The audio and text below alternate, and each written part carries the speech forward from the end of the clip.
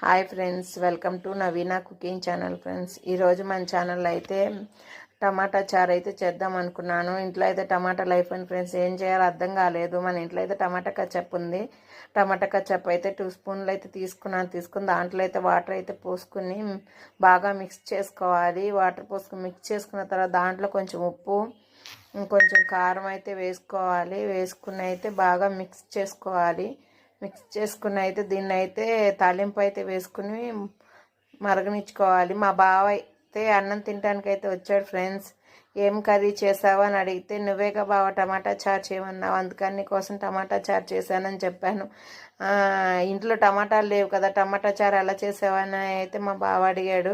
టమాటా ఏం లేదు బావ, టమాటా కచ్చప్ వేసి చారు చేశానని చెప్తే, టమాటా కచ్చప్తో చారు చేసావా అని చెప్పి తిట్టయితే వెళ్ళిపోయాడు ఫ్రెండ్స్. ఎందుకు తిట్టుంటాడు మా బావ?